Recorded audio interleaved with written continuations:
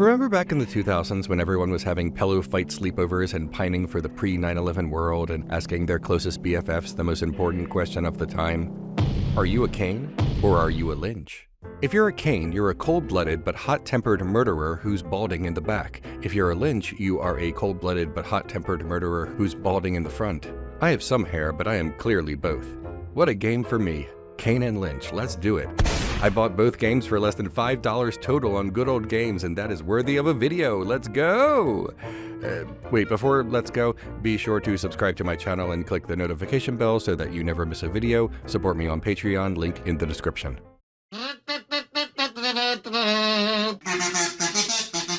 Kane and Lynch, Dead Men, is a third-person shooter with squad tactics. If Kane goes down, Lynch is on call as his personal nurse to stab him in the butt with adrenaline. Fall down too many times and the adrenaline gives Kane an overdose. If Kane doesn't take care of Lynch, then the bespectacled partner won't be there to stab Kane in the butt. When Kane goes down, he writhes in pain, but he also goes through post-traumatic stress and bathes in regrets as his life flashes before him. The voices of those he has wronged echo in his mind. Stop hurting. Yes, I see it, Danny. Yeah, it looks beautiful, sweetheart. Kane and Lynch are sometimes joined by other murderers who also need to stay alive for more shooting, stabbing, covering, all that squad tactics stuff. Imagine if Rainbow Six had been fun and not a slog, and you've got Kane and or Lynch. The game is loud and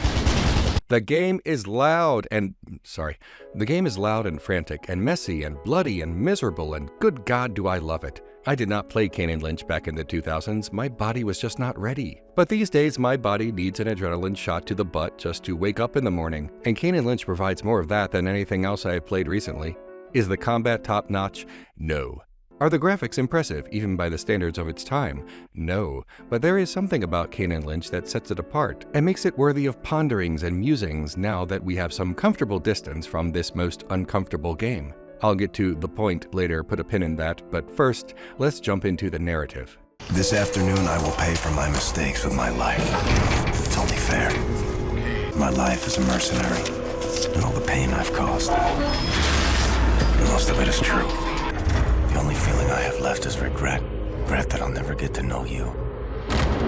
You are all that matters. Sorry I never understood. Your father. Kane. Kane is a sad boy. Kane is a bad boy. He wasn't there for his daughter because he was too busy monologuing. You know how it is. You start saying, I have no regrets, and we're not so different, you and I. And one day you look up and a balding man with Jeffrey Dahmer glasses is picking your worthless, soon-to-be-executed body off the sidewalk and caving in the skulls of police officers. Tale as old as time. Kane's given name is Adam Marcus, but Kane is his nickname or codename or alias.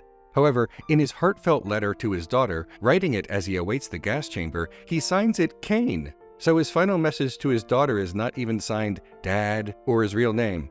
I adore how little sense this makes. I suppose if you have a menacing and memorable pen name, you want to use it as much as possible. It can't be Dad, it's gotta be Kane. It's gotta be Kane! Kane has been sprung from prison by the shady mercenary gang called The Seven. It's stylized this way, definite article the, number 7, one word.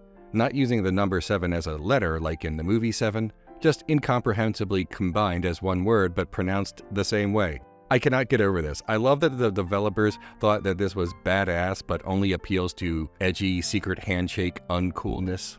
Their enthusiasm is infectious. Am I supposed to say, Thev? What? I love it! The Seven did not bust Kane out of prison due to loyalty, only to settle a debt. Kane allegedly stole money from The Seven, and now he needs to recover the cash or else Kane's wife and daughter will be killed. These two women exist primarily as motivation for Kane, which is admittedly really tired. James Seth Lynch is there to babysit Kane and to ensure that the deadbeat dad does what he's told. Lynch has been led to believe that if he does well on this mission, he will be given a promotion in The Seven. Maybe he'll be number 6. Lynch is crazy and takes crazy pills, and when he doesn't have enough crazy pills, he becomes uncontrollable and violent. The Kane and Lynch games are like buddy cop movies, Tango and Cash, Lethal Weapon, but our buddies are barely buddies at all, and they are certainly not cops. They're not even alleged good guy vigilantes like in Boondock Saints.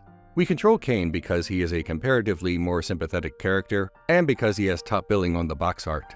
Kane and Lynch are both betrayed by the Seven. Kane's wife is murdered and his daughter is in the wind, and the title characters plot revenge against the Seven for the rest of the game. It's not exactly Shakespeare. Or is it? Shakespeare plays famously contain a lot of revenge plots and murder. Kane and Lynch Dead Men pulls me into its world, kicking and screaming at first, but then developing Stockholm Syndrome with my captor. Why did everyone dump on this game? Time to get defensive.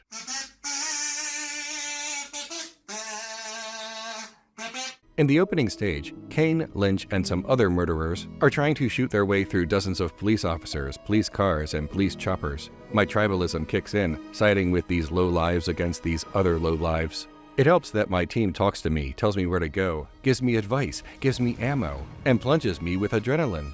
The immersion is effective. Each new area is also a piece of the story. The environmental storytelling of cars suddenly appearing, dead ends, and surprise property damage. The opening stage must take place in Los Angeles because the infamous donut shop made popular by this photograph is visible during the diner shootout. Annihilating coppers with a giant donut in the background is the kind of unsubtle video game laugh riot symbolism that I am always here for. I did some light reading and discovered that some players found the action repetitive. Shoot, shoot, shoot. That does not gel with my experience. There is a stealth element at the beginning of this stage. I failed because I was under the false impression that this was all run and gun. I failed again when I sent the security guard into early retirement. I got inside on the third attempt. The bank heist has a number of twists and turns, such as figuring out which panes of glass are bulletproof and which are not.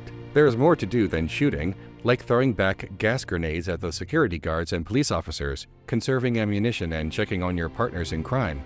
The running and gunning is broken up by occasional driving and gunning. The cover system might appear repetitive at a glance, but when you're in combat and searching for cover amid a hail of bullets, the tension comes through every time.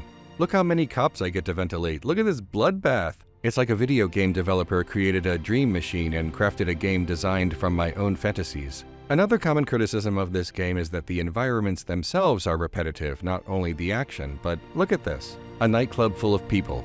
Moving past them initially is no problem, but once Kane and Lynch kidnap this woman, the security guards show up. If you have Kane fire into the crowd, they run in circles and become obstacles throughout the escape. They never run for the exits, only slamming into each other in a mad panic. You can gun them down and make a hole, but ammo is limited. Sure, the game is mostly hiding behind various walls, sofas, and cars, but there are also boss battles that shake things up. Nowhere to get cover here, just maneuver around this dump truck or Kane's daughter Jenny will be squashed flat. This took me a dozen or so attempts.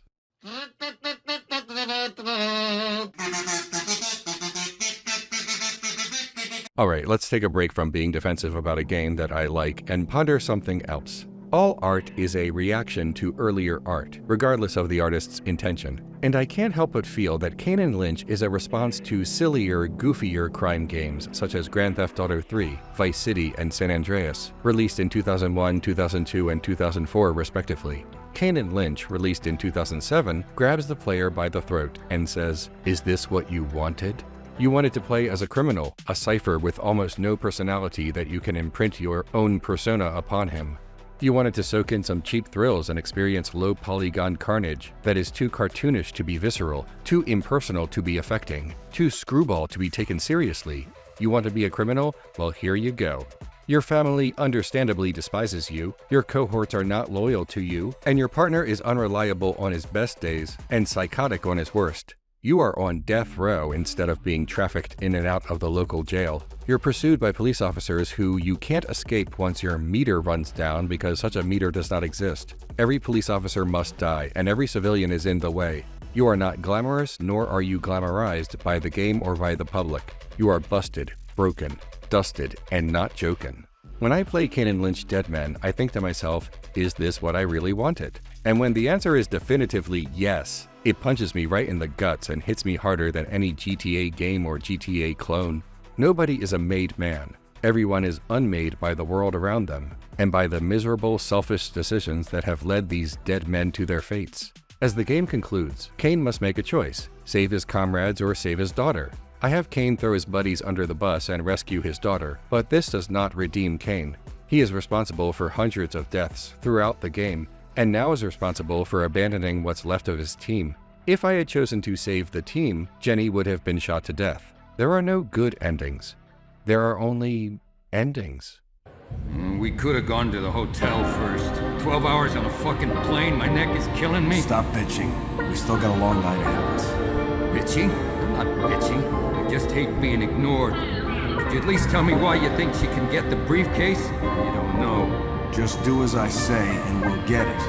Keep it down. Hey, you still answer to me, you arrogant fuck.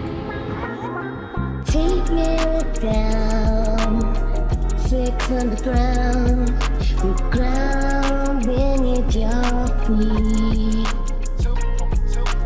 Laid out low, nothing to go, nowhere only to meet.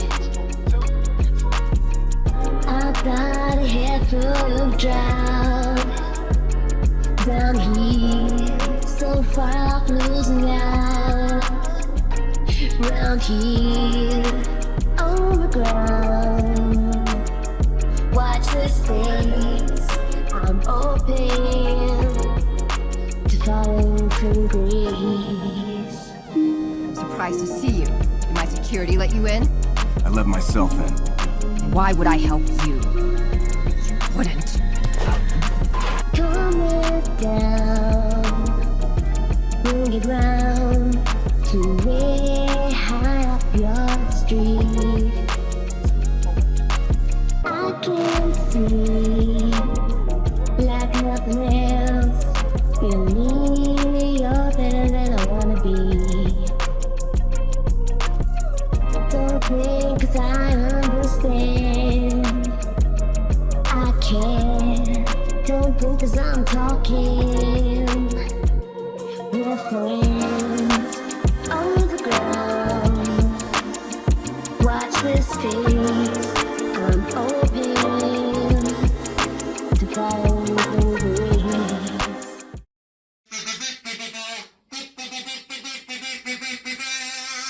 If Kane Lynch 1 was a response to the crime games of the early 2000s, poking at the players and forcing them to look in the mirror, Kane Lynch 2 shoves that mirror in their faces and shatters it over their heads. Everything about Kane Lynch 2 reminds the player about what they are willing to do, what they are willing to watch. When an innocent person is murdered in the game, their face sometimes becomes pixelated and obscured. The game is reminding the player that this death is different and should feel different.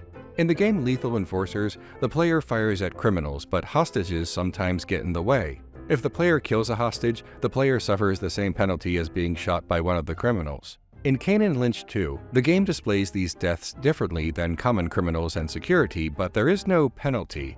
The game tempts you to kill them, teases that there is no penalty, but when the player gives in, the game, through visual implication, tells the player that this was wrong. That this death was unnecessary to advance and was done through sheer cruelty in the narrative and desire in the player. I confess that I did this a number of times over the course of the game. Hostages and other innocents did not accidentally wander into my peripheral vision like in Lethal Enforcers and other such games. In general, these innocents cowered in the corner, wet themselves in fear. I had to go out of my way to conduct these executions. Why did I do this? I don't know. I wanted to see what would happen. Another way Kane Lynch 2 plays with this bloody interactive theater is through the camera. When Lynch is running, the camera does not glide along, as it does in so many other games. Instead, the camera shakes about chaotically. When a room is cleared, a timestamp commonly found on digital cameras is overlaid. When blood sprays, it collides with the lens. When Lynch falls, so does the camera. I say camera, but we don't actually see anyone holding an actual roving camera diegetically. There is no visible Leica that serves as an in-universe cameraman. When we spin around, Kane and Lynch do not bump into such an individual, nor is such an individual present or mentioned. So who is the cameraman? I am. The player is the cameraman. Not in the literal sense, but in the figurative. The player is filming this madness by virtue of choosing to play. The player is a participant in the grotesque and filthy game in a manner that is designed to feel distinct from other games. There is always a make-believe camera in every game, but there isn't always a make-believe camera operator. In Kane Lynch 2, the player's participation is implicitly remarked upon every time the player touches the controller, every time Lynch moves a muscle. The player must accept the guilt and responsibility of what is transpiring, even if it's all fictional, because the game is forcing the player to ask the same question as before, but more pointedly this time. Is this what you really wanted? Yup. I love this game. I don't care that it makes me feel weird. I'm glad that it makes me feel weird. I think it's supposed to make me feel weird. I want a game to make me feel things, and Kane Lynch 2 is an unstoppable, emotional machine, grinding out the best and worst and nastiest emotions that my old heart can take. Plus, I get to play as Lynch in the sequel, and Lynch is fucking crazy. Oh, you wanted to keep playing as the comparatively more sympathetic and sane character? The one with a daughter?